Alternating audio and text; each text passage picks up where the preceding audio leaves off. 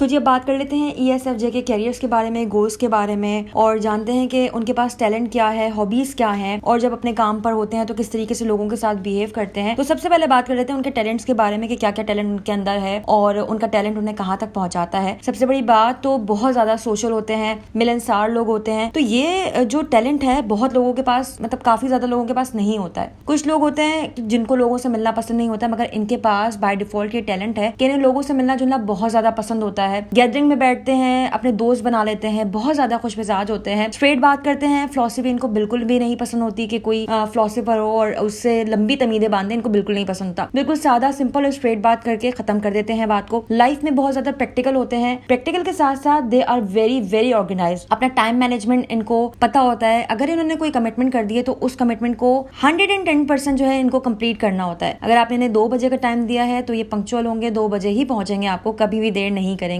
Emotions के लोगों को समझते हैं बहुत ज्यादा कि किस तरीके से जो है आपने लोगों से बात करनी है और लोगों को डील करने का तरीका इन्हें बहुत अच्छे तरीके से आता है। प्रैक्टिकल लाइफ में जब ये लोग होते हैं तो बहुत अच्छी तरीके से चीजों को मैनेज करते हैं, लोगों को इमोशंस को अच्छे से समझते हैं। तो मतलब ये अल्लाह ताला की तरफ से इनके पास एक क्वालिटी है कि चीजों को समझना, लोगों के इमोशंस को समझना, टाइम को लेकर चलना। तो बहुत लोगों में ये चीज पाई नहीं जाती, लेकिन ऐसी टाइप यानी जो ESFJ की टाइप है, इस टाइप में ये टैलेंट इसमें पाए जाते हैं। अब बात कर लेते हैं इनकी हॉबीज की कि इनकी हॉबीज क्या क्या है, किस चीज में जो है इनको दिलचस्पी होती है। एक तो ये बहुत ज्यादा जो है ना वॉलंटियरिंग इन कम्युनिटी, चैरिटी और रिलीजियस ऑर्गेनाइजेशन में बहुत ज्यादा इनकी दिलचस्पी होती है। यानी टीम लीडर आप इन्हें कह सकते हैं, आप इन्हें एज अ काउंसलर कह सकते हैं कि लोगों की बहुत ज्यादा हेल्प करते हैं, क्योंकि इन्हें हम केयर टेकर कहते हैं, केयर गिवर कहते हैं। तो इनको जब हम केयर गिवर कह रहे होते हैं तो ये लोगों की मदद करना, उनके साथ खड़े रहना, जिंदा दिली से जब तक ये अपने दोस्त को फुल सपोर्ट नहीं कर लेते ना, ये पीछे नहीं हटते। तो ये वॉलंटियरिंग जो करते हैं और चैरिटी जो ये करते हैं, एक ग्रुप बना के लोगों के साथ काम करते हैं, तो इनको ये बहुत पसंद होता है। मिलनसार लोग हैं तो जहां जाते हैं अपने दोस्त बना लेते हैं, तो ऐसे एक कम्युनिटी जो है ये बिल्डअप कर लेते हैं। फिर इन्हें इवेंट्स को सेलिब्रेट करना बहुत ज्यादा पसंद होता है, लोगों की गैदरिंग पसंद होती है, सोशल होते हैं तो बहुत ज्यादा सोशल गैदरिंग्स पसंद आती हैं। आप इन्हें कहीं बिठा दें, लोगों से बहुत जल्दी दोस्तियां बना लेंगे, खुश मिजाजी से उनसे बात करेंगे, और अपनी इस टैलेंट की वजह से लोग इनसे बहुत जल्दी गर्विदा भी हो जाते हैं। फिर इन्हें कुकिंग का बहुत ज्यादा शौक होता है, इंटरटेनिंग बहुत ज्यादा होते हैं ये, जहां आप देखेंगे कि 4 लोगों में अलग बैठे हुए ये मजाक कर रहे होते हैं, तो इनको ये सब चीजें बहुत ज्यादा पसंद होती हैं। अब इनके कैरियर्स देख लेते हैं कि क्या कैरियर्स इनको सूट करता है और क्या कैरियर्स जो है उनको अवॉइड करने चाहिए। क्योंकि ये केयर गिवर है और फीलिंग और जजिंग पर्सनैलिटी है, एक्सट्रोवर्ट है और सेंसिंग इनके पास बहुत अच्छे तरीके से ये लोग यूज करते हैं उस चीज को। तो जो इनके कैरियर्स होने चाहिए, एक तो चाइल्ड केयर बहुत अच्छा बन सकते हैं, साथ ही साथ नर्सिंग भी इसमें बहुत अच्छा प्रोफेशन है इनके लिए। टीचिंग कर सकते हैं, सोशल वर्क कर सकते हैं। सोशल वर्क, नर्सिंग और टीचिंग और जो ये चाइल्ड केयर है ना, ये सब एक ही कैटेगरी में आते हैं, क्योंकि लोगों को जितने रहम दिल तरीके से ये मिलते हैं शायद ही कोई और मिलता हो। इनको बहुत पसंद होता है लोगों की केयर करना, अपने इखलाक से लोगों को खुश करना। तो इस टाइप के कैरियर जो होते हैं इनको बहुत ज्यादा सूट करते हैं, क्योंकि लोगों को सपोर्ट भी करते हैं, इमोशनली उनकी फीलिंग्स को अंडरस्टैंड भी करते हैं। तो इनको ये कैरियर जो है बहुत ज्यादा सूट करते हैं। फिर लोगों की काउंसलिंग करना, फिजिशियन बन जाना, कोई अच्छा सा गाइडेंस बन जाना, यानी जैसे रिसेप्शनिस्ट आप इन्हें कह सकते हैं, अच्छा सा बन सकते हैं बहुत ज्यादा। बैंक कीपर बन सकते हैं, ऑफिस मैनेजर बन सकते हैं, टीम लीडर बन सकते हैं। तो ये इनके कैरियर्स पे बहुत ज्यादा अच्छा फिट बैठता है, जो प्रोफेशंस मैंने आपको अभी इनके बताए। और जो चीजें अवॉइड करनी चाहिए, कैरियर जो इन्हें अवॉइड करने चाहिए, वो इन्हें सॉफ्टवेयर डेवलपर जो है ये बेहतर नहीं बन सकते, क्योंकि उसमें काम में ऐसा होता है कि आपको एक जगह बैठ कर कंटिन्यूसली कोडिंग करनी होती है, और कंप्यूटर प्रोग्रामर आप नहीं बन सकते, वहां पे भी आपको इस टाइप की कोडिंग करनी पड़ती है। तो काम तो ये वक्त पे आपको कंप्लीट करके देते हैं, मगर इनका जो इन्वायरमेंट होता है ना, इनको बिल्कुल भी खुश काम पसंद नहीं आता, जिसमें आपको अपना दिमाग लगाना पड़े, वो काम इन्हें बिल्कुल पसंद नहीं आता। ये चाहते हैं बहुत ही स्मूथ काम हो, काम करने में इनको बड़ा मजा आता है, लेकिन खुश काम जहाँ ऑफिस फ्रेंडली ना हो, एक खुश काम दिया जाए इनको, तो इसको करने में इनको थोड़ी प्रॉब्लम होती है। फिर ये कोई फार्मर नहीं बन सकते, पायलट भी इनको जेब नहीं देता। फिर ये कोई एक्टर नहीं बन सकते, केमिकल इंजीनियर, केमिस्ट और इकोनॉमिस्ट भी नहीं बन सकते। जिन चीजों में बहुत ज्यादा दिमाग लगाना पड़े, वहां पे ज्यादा तफरी ना हो माहौल में, तो ये कैरियर्स इन्हें अवॉइड करने चाहिए, क्योंकि ये इनकी नेचर के बिल्कुल खिलाफ हैं। तो जान लेते हैं अब इनके बारे में कि ये अगर अपनी वर्क प्लेस पर होते हैं, कोई भी कैरियर सिलेक्ट करने के बाद, तो अपने वक्त पर किस तरह पहुंचते हैं, काम की नौयत क्या होती है। तो जानते हैं जी द ESFJ एट वर्क किस तरीके से काम पे तवज्जो देते हैं। ESFJ like to put their interpersonal skills to work to organize people and processes. तो बड़ा पसंद होता है इनको काम में पंक्चुअलिटी दिखाना, ऑर्गेनाइज रहना, लोगों के काम करवाने में हेल्प करने में इन्हें बहुत ज्यादा मजा आता है। अगर ये अपने वर्क प्लेस पर होते हैं तो इनको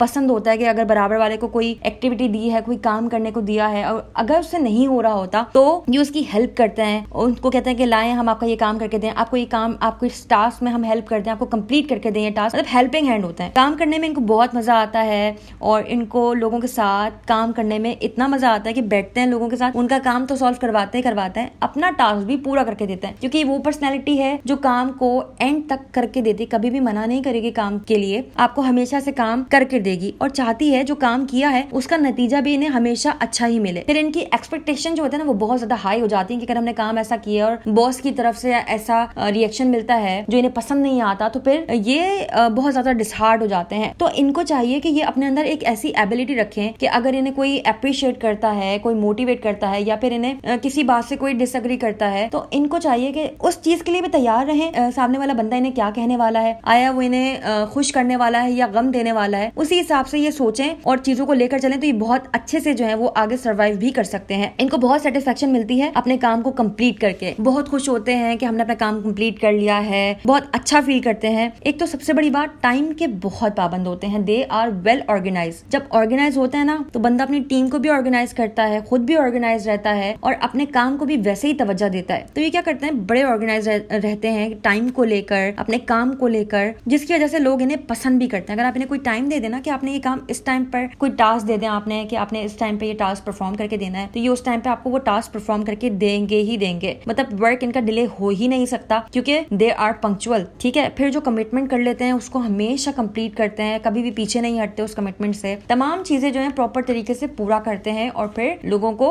उसी हिसाब से डील भी करते हैं। फिर ऑर्गेनाइज लोगों के साथ काम करना इनको बहुत पसंद होता है। अगर जरा सा बंदा सामने वाला ऑर्गेनाइज नहीं होती पर्सनैलिटी तो इनको ना उससे ज्यादा बहुत प्रॉब्लम होती है कि एंड मौके पर इसने मेरे काम को डिस्टर्ब किया, तो इन्हें ये चीजें पसंद नहीं आती। तो ये भी चाहते हैं कि जब इनके ऑपोजिट कोई काम कर रहा हो तो वो बंदा भी वेल ऑर्गेनाइज हो, टाइम मैनेजमेंट करना जानता हो, या इनकी टीम में जो बंदे हो वो भी उस तरीके से काम को लेकर चले तो इन्हें काम करने में बहुत मजा आता है। अनऑर्गेनाइज लोग जो है वो इन्हें पसंद नहीं होते हैं। फिर ये लोगों को मोटिवेट करते हैं और काम करने की उनकी सलाहियत को बढ़ाते हैं, उनको सपोर्ट करते हैं, उनके साथ बहुत कोऑपरेशन दिखाते हैं। As a boss, as a team leader लोगों को गाइडेंस देते हैं। They are full of ideas. तो बहुत सारा आइडियाज इनके पास होते हैं, तो ये आइडियाज जो है ना लोगों को भी बता रहे होते हैं कि आप इस तरीके से काम कर लें, बड़ा अच्छी चीज है इनके लिए। फिर इनको अगर माहौल बहुत ज्यादा अच्छा मिले, लाइक एनवायरनमेंट इनका फ्रेंडली हो और कॉन्फ्लिक्ट ना हो वहां पर, तो ये काम बहुत अच्छे से और बहुत परफेक्टनेस के साथ आपको काम करके देंगे। ज्यादा कॉन्फ्लिक्ट इन्हें पसंद नहीं होता। जब इनसे कोई आर्ग्यूमेंट करता है, कोई कॉन्फ्लिक्ट करता है तो ये इमोशनली सोचते हैं, दिल से सोचते हैं और फिर उससे जो है ना बहुत ज्यादा डिसहार्ट हो जाते हैं कि लोगों ने इन्हें ऐसे बोल दिया या ये काम करने को बोल दिया, ये